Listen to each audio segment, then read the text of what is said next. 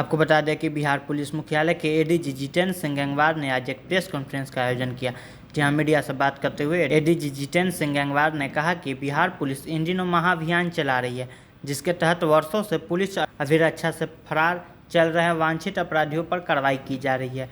वहीं इस मामले की जानकारी देते हुए एडीजी ने कहा कि फरार वांछित अपराधियों की संख्या 117 के लगभग है, जिसमें विशेष अभियान चला बिहार पुलिस ने 16 अपराधियों की गिरफ्तारी कर ली है। आपको बता दें कि 6 फरवरी से 20 मई तक कुल 16 ऐसे अपराधी की गिरफ्तारी की गई है जो पुलिस अभिरक्षा से फरार चल रहे थे।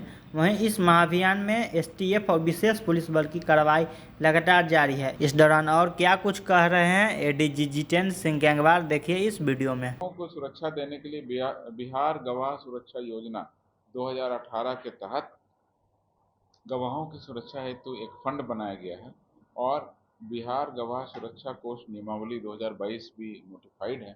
इन सब चीज़ों के बारे में डिटेल में अगली प्रेस कॉन्फ्रेंस में बताऊंगा, लेकिन इस SC/ST कांडों में इन सारी SOP को समाहित करते हुए हम लोगों ने निर्देश दिया और इस तरीके से इसमें हम लोग कार्रवाई कर रहे हैं। इधर हाल के दिनों में हम लोगों ने एक विशेष अभियान चलाया है जिसमें कि पुलिस की अभिरक्षा से फरार, यानी कि जो पुलिस की कस्टडी से अभियुक्त भाग जाते हैं, ऐसे अभियुक्तों को फिर से गिरफ्तार करने, ये महाअभियान चल रहा है हमारा।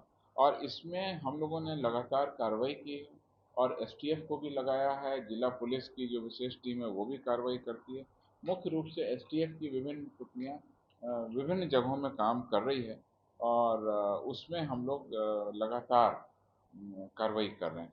जैसे कि हमारे पास में आंकड़े हैं 6 फरवरी से लेकर के 20 मई तक हम लोगों ने 16 ऐसे अभियुक्तों को गिरफ्तार किया जो पुलिस की कस्टडी से भाग गए।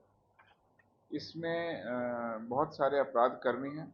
इसमें सबसे जो अभी हाल का अभियुक्त है वो है 20 मई को जो बिहार STF और दरभंगा पुलिस की संयुक्त छापामारी में पुलिस की अभिरक्षा से फरार अभियुक्त जो था मेहरे आलम, उस पिता में हमने एक SOP भी बनाई है और SOP को सभी जिलों को और सभी अनुसंधानकर्ताओं को सूचित कर दिया है। उस पर भी हम लोग लगातार कार्रवाई कर रहे हैं। उसके काफ़ी सारे बिंदु हैं, आपके सामने रखना चाहता हूँ कि घटना स्थल का अविलंब निरीक्षण करना है, पर्यवेक्षण और अनुसंधान के कांडों को ससमय पूरा करना है, आरोप पत्र और जो केस डायरी है उसको भी विशेष लोक अभियोजक जो हमारे स्पेशल PP हैं उनको भी दिखा करके उनसे भी लीगल वेटिंग कराना है कि कानून के दृष्टिकोण से हमारा आरोप पत्र ठीक तरीके से दर्ज हो रहा है कि नहीं।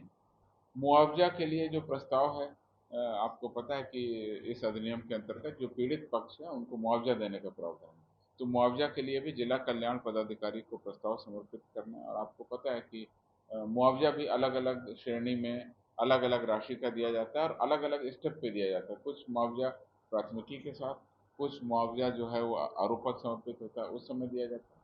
तो इस तरह से वो मुआवजा का भी मॉनिटरिंग जिला स्तर पर की जाए, ऐसा हम लोगों ने SOP में लिखा है। गंभीर जो हमारे कांड हैं इसमें उनका त्वरित विचारण कराना है, स्पीडी ट्रायल कराना है। इन सब मामलों में SC/ST अधिनियम के अंतर्गत जो गंभीर मामले हैं जैसे हत्या है, बलात्कार है, पॉक्सो है, इस तरह के जो गंभीर मामले हैं उनका स्पीडी ट्रायल चिन्हित करके कराना।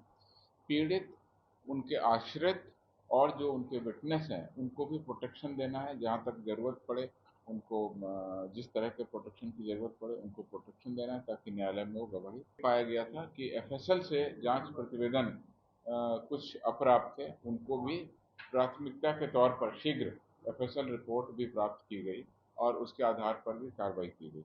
इन सभी कार्रवाइयों का नतीजा ये हुआ, एक तो अभियुक्त गिरफ्तार हुए और दूसरा अनुसंधान पूरा हुआ।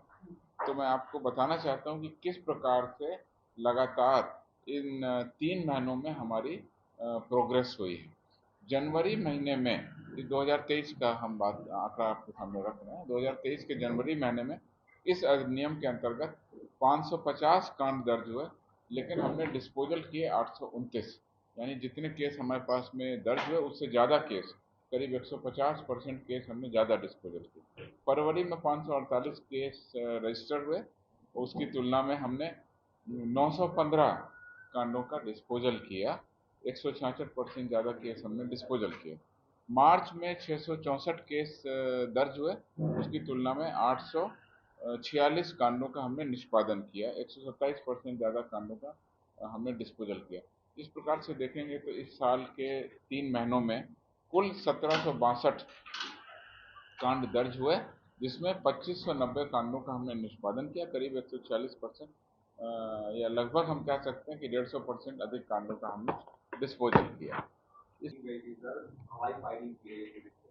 देखिए अभी ऐसी कोई मेरे पास में सूचना नहीं है। शराब माफियाओं के विरुद्ध में जो 3 महत्वपूर्ण उपलब्धि थी वो हम आपको अभी दे देते हैं। 3 बड़ी कार्रवाई हुई अभी हाल के दिनों में, जो हाँ, जो हमने उसको रखा था, हमने सोचा था और प्रेस और सूचनाएं आ जाएंगी तो आपको दे देंगे। 3 अच्छी उपलब्धि हैं हमारे पास में, हम आपको अभी अवगत करा देंगे, प्रेस नोट में दे देंगे। पुलिस अभी रक्षा से फरार 12 को गिरफ्तार किया, तो कुल फरार अभियुक्तों की संख्या कितनी है ये जानना वो मेरे पास में आंकड़ा नहीं है, लेकिन एसटीएफ की टीम को अलग अलग एरिया वाइज बांट करके अलग अलग एरिया दे करके उनको दिया गया है, और मुझे लगता है कि हम शीघ्र ही उस लिस्ट को समाप्त कर देंगे। सभी अभियुक्तों की गिरफ्तारी करने की दिशा में हम लोगों का प्रयास हो रहा है। आपने देखा 10 वर्ष से फरार, 15 वर्ष से फरार, 2004 से फरार, ऐसे अपराधकर्मी जो पुलिस की फाइलों में फरार रह जाते हैं और उसके बाद में फिर लगातार कोई एफर्ट नहीं होता है। एक बार कुर्की जब्ती हो जाने के बाद में फिर लगातार एफर्ट नहीं होता। एस ड्राइव जब होती है तब बहुत सारे अपराध कर्मियों की जिनकी कुर्की जब्ती हो गई है, जो सालों से गिरफ्तार नहीं हुए हैं, उनके लिए अभियान चलता है। लेकिन ये एक फोकस अभियान है और बिल्कुल स्पेसिफिक अभियान है।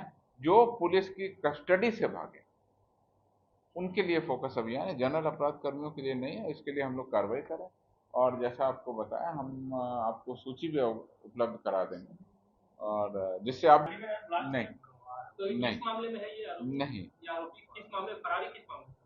पुलिस अभिरक्षा से फरार हो गया। इसके पुलिस अभिरक्षा से फरार हो गया। पुलिस अभिरक्षा से फरार हो गया। पुलिस एनआईए की टीम इसको लेके गई थी पूछताछ करने के लिए। ये एफआईआर में वांटेड नहीं था। एनआईए को ऐसा शक हुआ कि इसको कुछ जानकारी होगी संभवतः, उसके बाद में इसको वहां गेस्ट हाउस में रखा गया था कुछ और इनपुट इकट्ठा करके कुछ और लोगों के बारे में। उस बीच में वहां से ये चला गया। तो जब चूंकि उसके दरभंगा से एनआईए की टीम मुजफ्फरपुर लेके गई थी तो उन्होंने ऐसा उचित समझा कि मुजफ्फरपुर थाना को सूचना देके हम ये कह दें कि चूंकि कस्टडी में अपने साथ लेकर के आए थे, तो उस तरीके से इन्होंने एक एफआईआर दर्ज की है। डिटेल जैसा मैंने आपको बताया हम एनआईए को लिखित रूप में सूचित कर रहे हैं, और अभी मुझे लगता है 2-3 घंटे में लिखित रूप से मैंने बिहार के एटीएस के एसपी को कहा है। यहाँ के एटीएस के एसपी ने वहाँ एनआईए को पत्र लिखा है और वो कह रहे हैं कि आधे घंटे में विस्तृत सूचना, अब देखिए अगर लेटर आ गया एसपी ने, उनसे सूचना प्राप्त कर लेंगे कि उनके किसी केस में वांटेड है कि नहीं है। अनौपचारिक रूप से मौखिक रूप से उन्होंने जो दूरभाष पर बताया है कि एनआईए के केस में वांटेड ही नहीं है।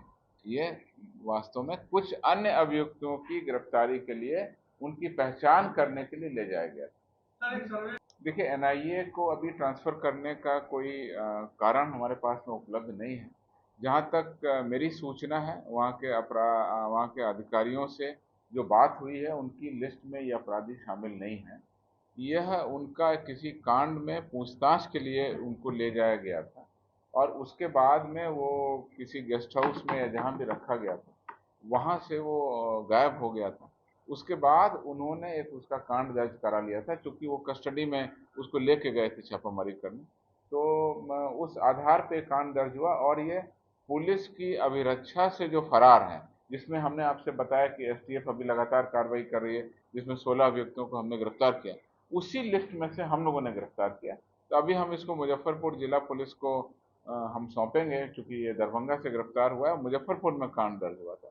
अभी तक की जो जानकारी है एनआईए के पदाधिकारियों ने बोला है कि ये हमारे किसी भी कांड में न तो वांटेड है और न ही वहाँ किसी भी तरीके से लिस्टेड है।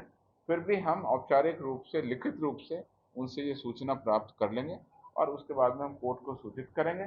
अभी कोर्ट में यह जो पुलिस हिरासत से भागने का जो आरोप है, उस आरोप में मुजफ्फरपुर जिला पुलिस के द्वारा मुजफ्फरपुर कोर्ट में इसको उपस्थापित किया।